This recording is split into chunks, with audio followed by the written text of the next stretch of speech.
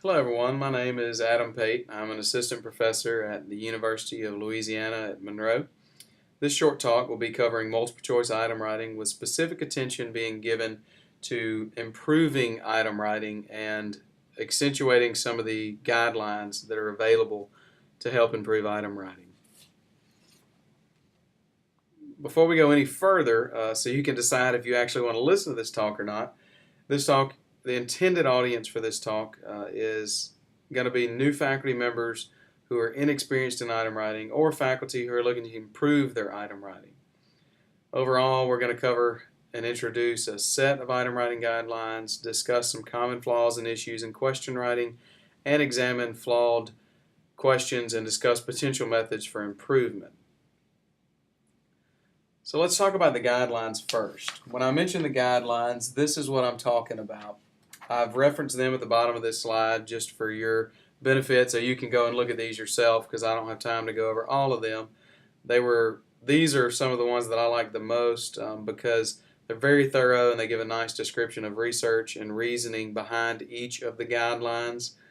These guidelines are developed from an analysis of 27 books and 27 research studies, with the purpose being to validate each guideline or item writing rule, to say, based on agreement in these studied resources. And so they looked at guidelines such as avoid opinion-based items. And when they saw avoid opinion-based items, does everybody agree that that's something we should do or not? For the majority of the time, there was a great deal of agreement on a lot of things. There was some disagreement on some, but overall, I think it provides at least a nice framework of where to start, and I would highly recommend you to look at them.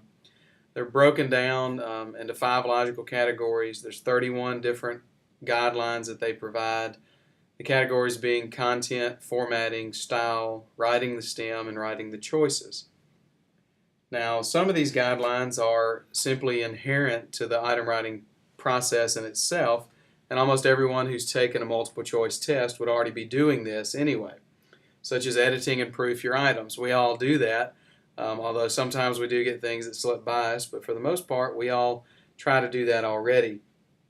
And so I'm sure that we're adhering to these guidelines to a large degree already, but there are some that we are not. And in fact, until I read these, there were some that I was actually breaking and unaware of the consequences of what that would be. And so that's the real thing that I think would be helpful in this talk, is to bring out those guidelines that we're breaking that we really need to look at.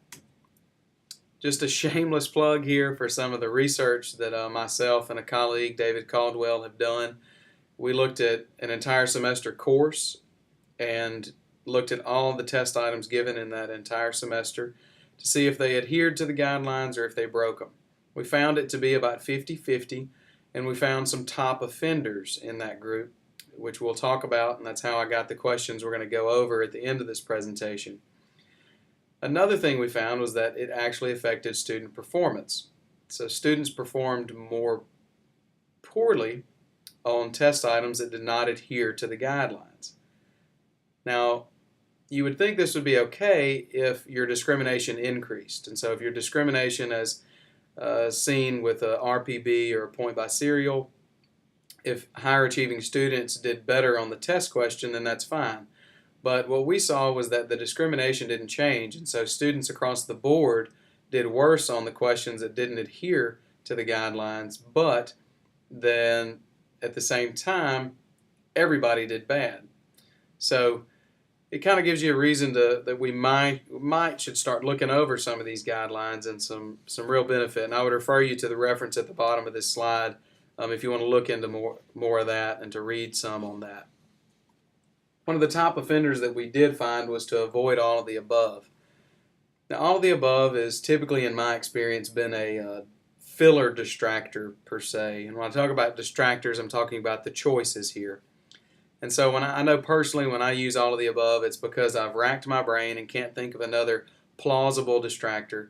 And so I just throw it in there to get me on up to D or E, when actually most research says that A, B, and C would be enough.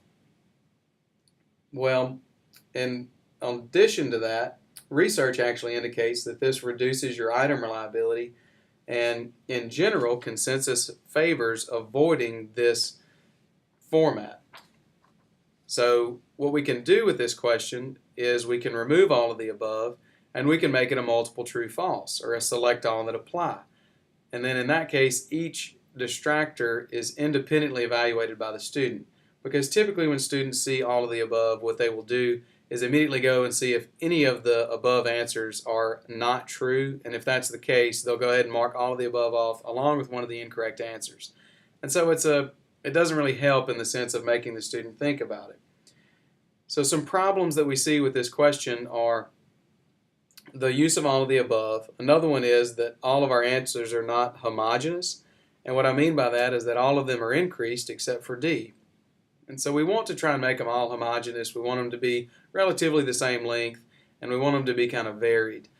And in this case, that's not the case. Another thing that we notice is that we have louder sound causes, you could argue, is not a central idea in the stem. And so you need to put some more wording in there to make it a central idea.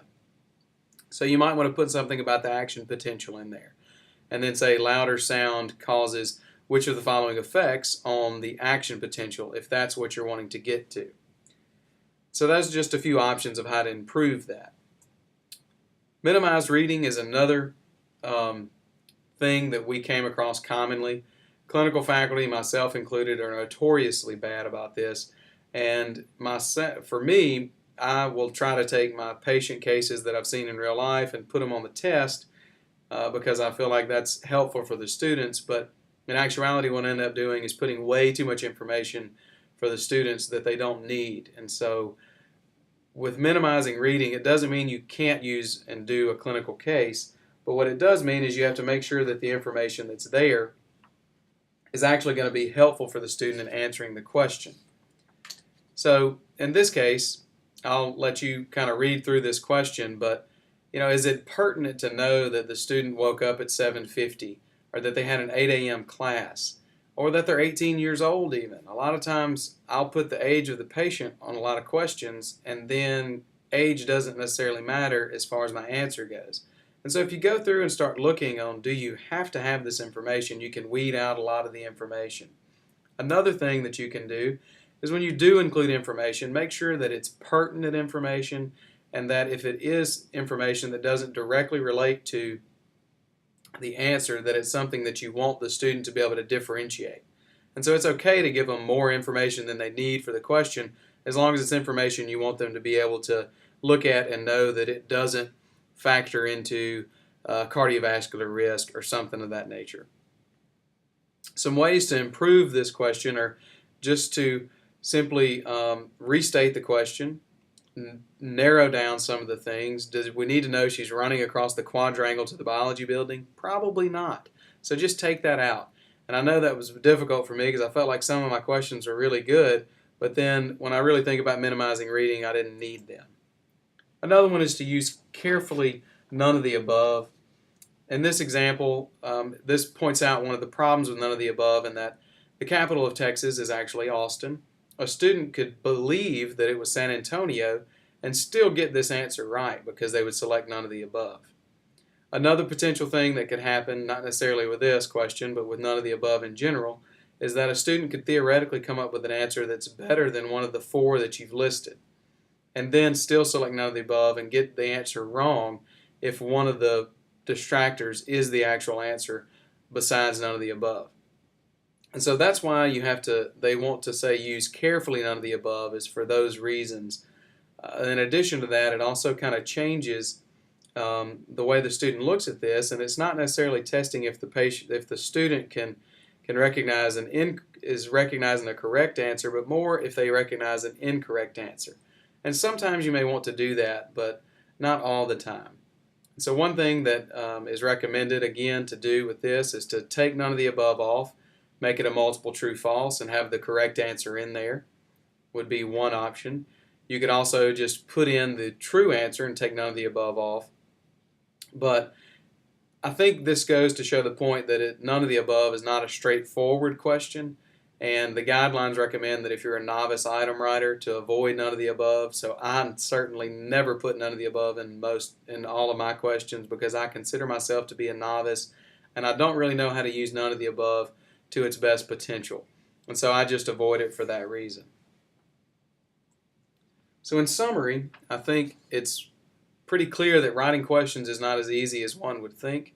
And I think that adhering to guideline writing principles is a beneficial thing to do. It certainly helped me as a young faculty member, and I think it's helped my question writing. I've had fewer questions be challenged. I've had fewer students in my office wondering about certain things.